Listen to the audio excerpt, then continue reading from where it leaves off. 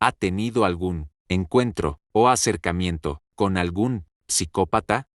La respuesta es no, no directamente. Tengo una pacientita, la cual su hermana es psicópata, sin embargo con ella no he tenido la oportunidad de trabajar ni con alguna otra persona que presente un trastorno psicópata.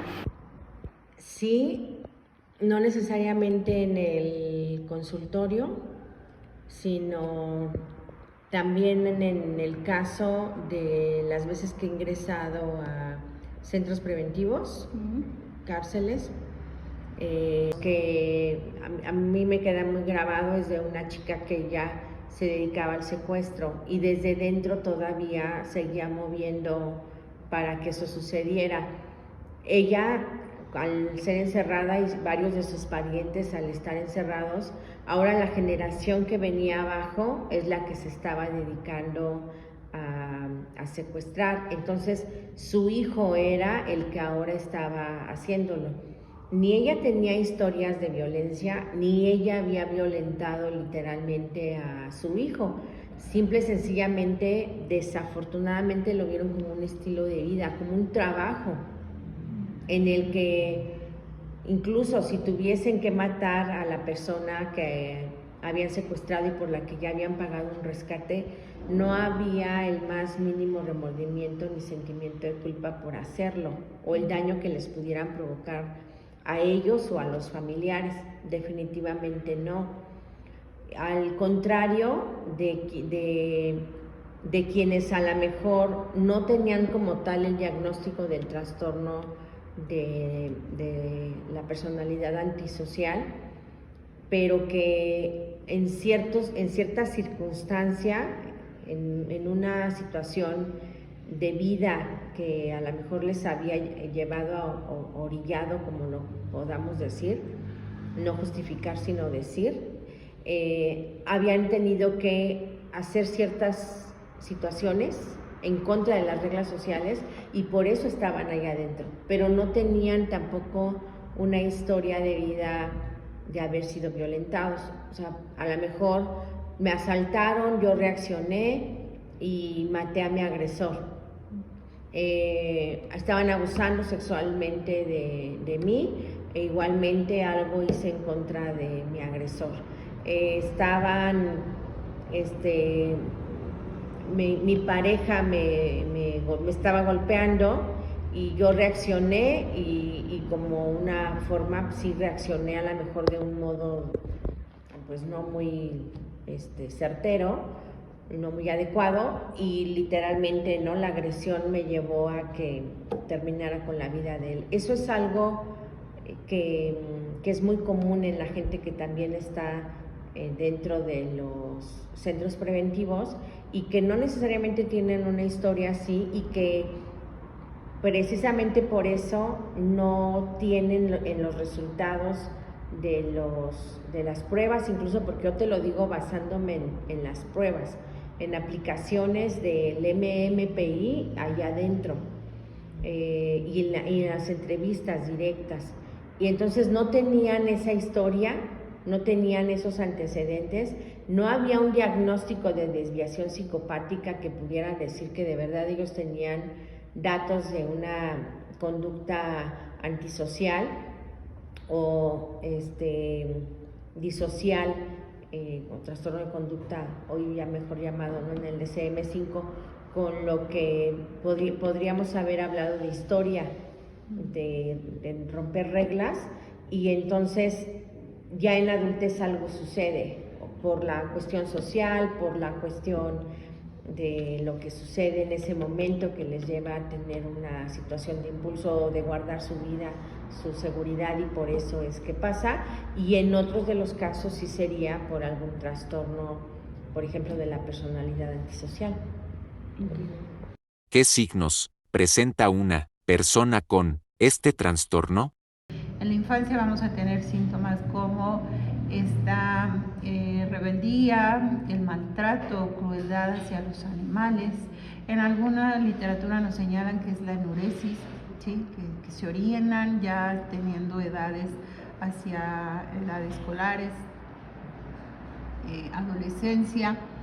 Entre otras, también podemos encontrar este oposicionismo como una conducta que vamos a estar observando en este grupo de edad. Y bueno, hacia la etapa ya más adelante, hacia la adolescencia o juventud, se continúan algunas de ellas, pero yo podría remarcar esta ausencia de empatía, este aplanamiento emocional, no son empáticos, les cuesta trabajo exteriorizar incluso las emociones personales o identificarlas, ¿no? Y por lo tanto hoy la bibliografía nos señala de que tienen serias dificultades para identificar las emociones de los otros. Es decir, si yo le expreso miedo ante un asalto a alguien que tiene psicopatía, él no va a aprender, no va a reconocer en mi rostro estas características, ¿no? Estas son algunas de las que en este momento podría mencionar. ¿Qué detona este trastorno?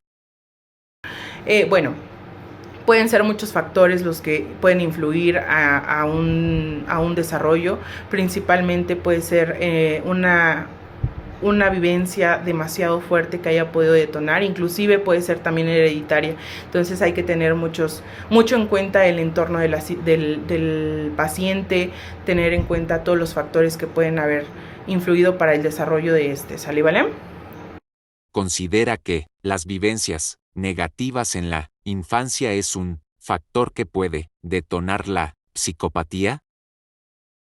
Esas son fundamentales y de las que yo podría mencionarles es la vivencia de maltrato infantil en etapas tempranas, estamos hablando en la primera infancia, segunda infancia, violencia vicaria, es decir, que el niño haya sido expuesto a escenas de violencia física, verbal, sexual en su entorno inmediato. Esas son como las características y otro, lo que ustedes ya identifican, que son los traumatismos en etapas tempranas, es decir, golpes, caídas, accidentes que vayan directamente o que sean contundentes hacia la parte del cerebro.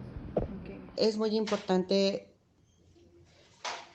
pensar que las vivencias que la gente tiene son determinantes para el desarrollo de esta psicopatía y el desarrollo de habilidades sociales, el desarrollo de estas habilidades, las experiencias, la educación que puede tener, sí se convierten en un factor muy, muy importante para que las personas desarrollen estas psicopatías.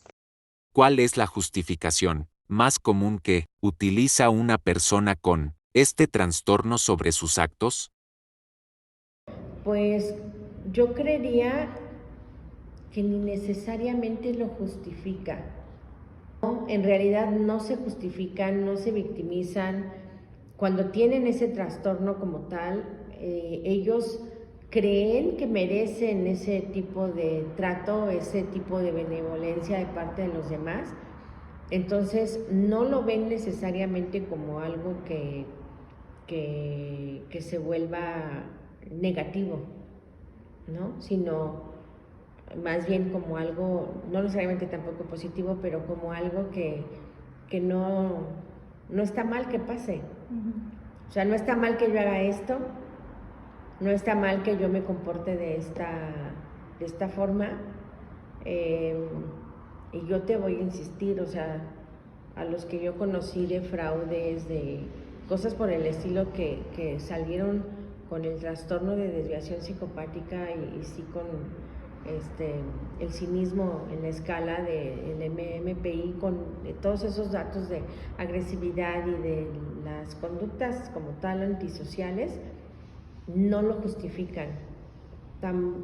Más bien ellos lo ven como ya algo parte de su vida, que es algo muy diferente a los casos en los que hicieron algo y ahí sí hay un sentimiento de culpa enorme, porque hicieron algo que en ese momento tal vez no fue la mejor de las decisiones, sino lo que la coerción social, la coerción de lo que estaba sucediendo los llevó a tomar esa decisión. Yo te lo comento de esta forma porque recuerdo mucho a un chico que cuando nosotros entramos, ese fue en el de Cuautitlán, cuando nosotros estábamos ahí en la cocina observando cómo estaban aplicándoles el Bender, estábamos observando y entonces en eso yo volteo a la esquina porque vi cuando llevaron a todos los chicos que eran la mayoría de nuevo ingreso, no llevaban ni una semana probablemente adentro, y había un chico que se queda en la esquina y entonces yo lo volteaba a ver a él y él tenía una mirada completamente perdida, o sea, su mirada estaba dirigida hacia nosotros, pero yo siempre he dicho esto, pero él no estaba ahí, él no estaba con nosotros.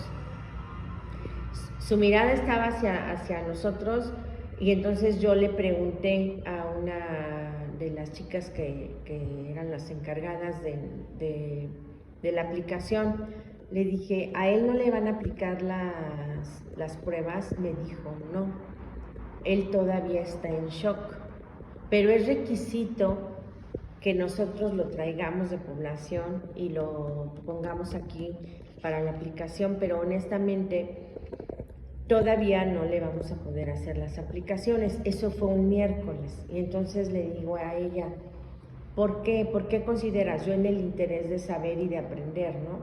Le digo, ¿por qué? ¿Por qué consideras que él está en shock y que por eso no se le pueden aplicar? Porque su mirada era obvia. Es una mirada que yo la traigo fija desde ese tiempo, es una mirada que a mí no se me olvida. Y yo le decía, ¿no? O sea, ¿por qué? ¿Cómo sabes que eso es por shock? Entonces me dice ella, porque mató a su novia y hoy está en el arrepentimiento de haberlo hecho. Estaba tomado, habían discutido y literalmente lo llevó a impulsivamente acabar con la vida de ella. Y entonces todavía no le cae el 20, en primer lugar lo que hizo y en segundo lugar la consecuencia. Todavía no le ha hecho realmente, ¿no? El insight de te entregaste, te agarraron y estás aquí. Y aquí te vas a quedar muchos años, ¿no? Entonces, sí, era una mirada que yo, te voy a insistir, no la voy a olvidar nunca. Siempre, y hasta cuando lo platico me volteo por esa esquina porque literalmente estaba en esa esquina. Y eso es algo que yo ahí con mayor razón con él confirmé lo que te estoy diciendo. Realmente hay gente dentro de los centros preventivos que comete los delitos con toda la intención y con el trastorno antisocial claro.